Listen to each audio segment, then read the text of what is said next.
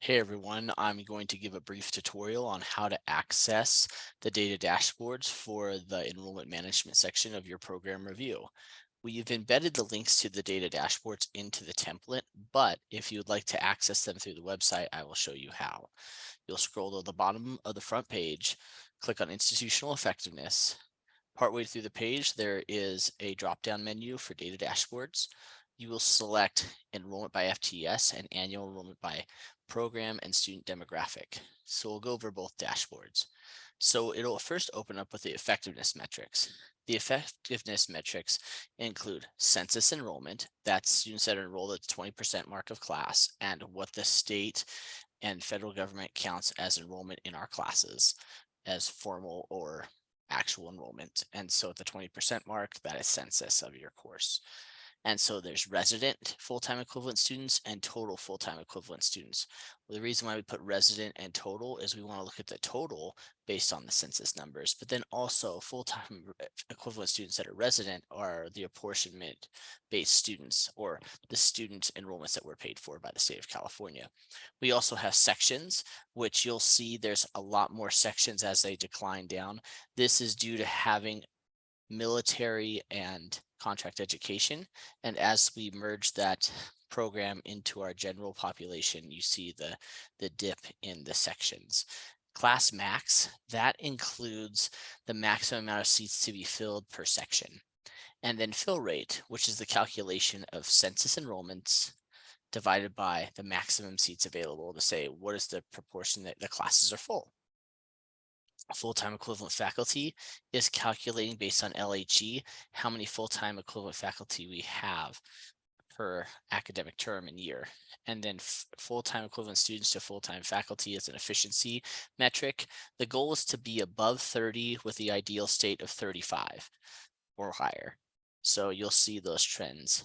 But really drawing to the attention of program review, while we have the discipline level information in there, we put a filter for program, which is tied to program review. So I'm just going to gather paralegal studies. So I'll select that, and you'll see that just populates with the same metrics for comparative basis for paralegal studies. What I'd recommend is for your program review is to download the file where you can press download and select image. What it will do is it will download that and you can paste that as a picture inside of your report. And if you want more course level information, you can select full-time equivalent student, course sections, or just enrollment, and it's on paralegal studies. And you can see if you have multiple disciplines in your program, it'll have a breakdown by discipline, but then also by instructional modality and then by course. Also, you can download this and paste that in.